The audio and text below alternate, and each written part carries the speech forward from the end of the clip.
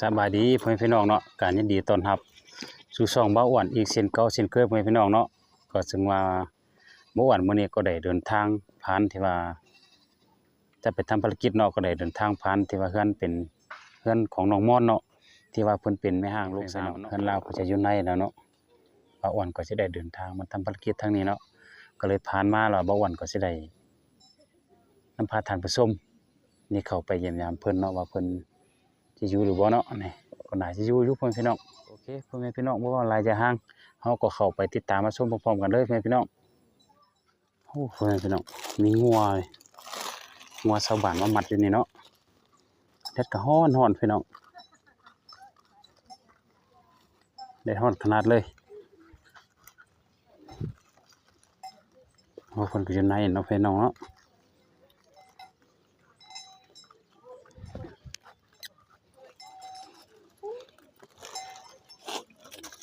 สบายดีน่ะสบายดีหน่อยสบายดี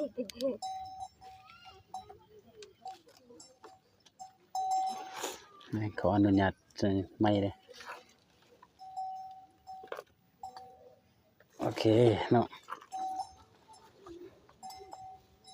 ไปยังมาหน่อย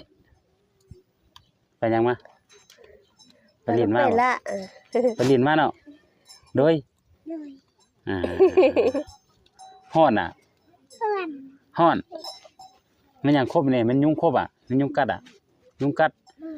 ไปเรียนปลาที่ยุงกัดน่ะไปเรียนอยู่ปลายุงกัดเนาะนี่หน่อย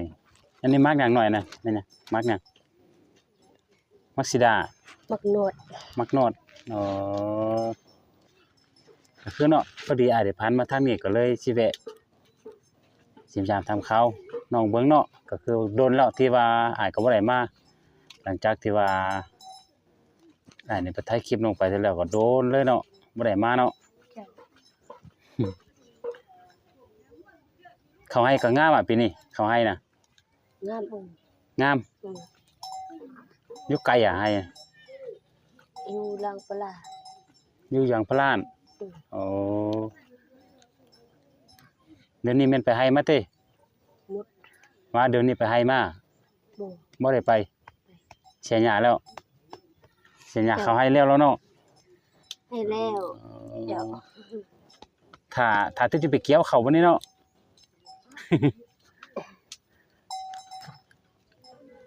เขาให้ในงามมันสูงส่ำใดเนาะงามเนาะปีนี้ก็จะได้จักเป่า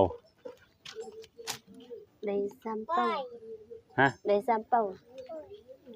ว้าเฮ็ดให้หมดปีได้เข้า3เป่าก็สิได้เต้10 20เป่าบ่ได้อ่ะบ่ได้ว่าปลูกเขาปลูกน้อยเนาะเขาปลูกจักเป่ากลุงทองเขาปลูกกระลงทองเฮ็ดน้อยนึงเนาะผู้เดียวเนาะเพราะว่าท่านเฮ็ดได้เนาะมีลูกน้อยเนาะลูกน้อยเนาะร้อนขนาดเลยเนาะลูกน้อยนี่ก็ร้อนสร้างอยู่มันร้อนนี่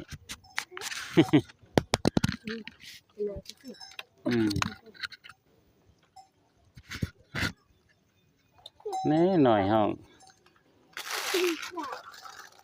หน่อยก็เอาขนมมาต้อนเฮ็ดจะได้ขนมขอบใจไม่ขนมขอบใจนะขอบใจหน่อยเนาะเพิ่นเนาะหน่อยให้แมวใจเนาะ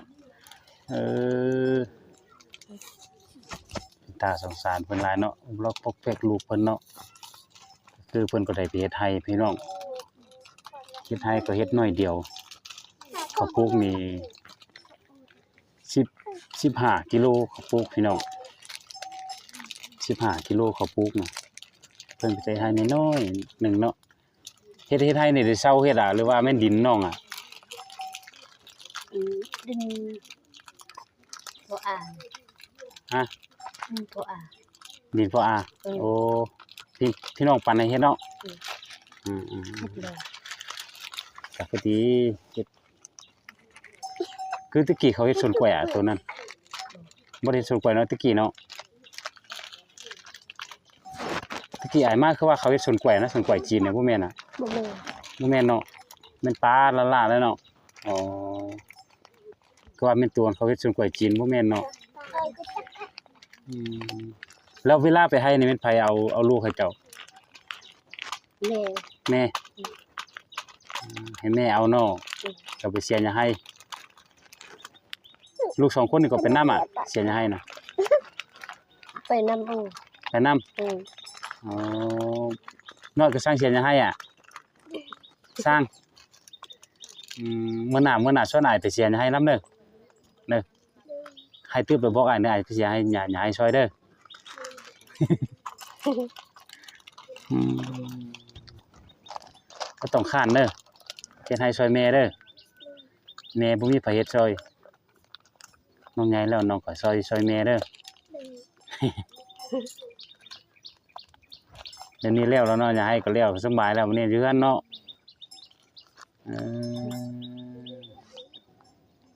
ตาสามไม้พี่น้องเนาะ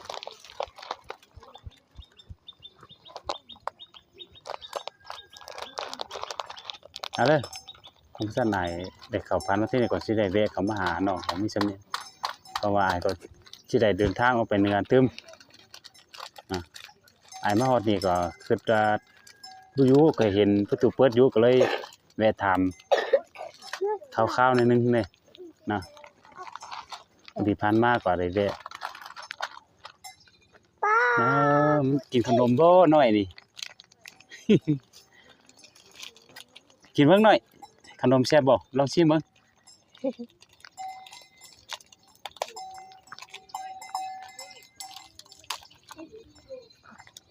งหน่อยชิมขนมเบิ่งเนาะ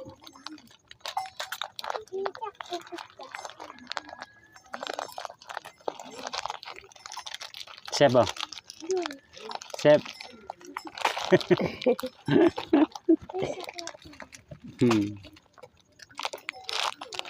โรงเรียนเสียงเราเนาะโรงเรียนเนาะบ่เข้าโรงเรียนเด้บ่เข้าปีหน้าได้เข้าโรงเรียนแล้วเนาะบ่ต้องดื้อเด้อขอน้องช่วยแม่ให้แม่เฮ็ดเวียกเด้อให้แม่เฮ็ดเวียก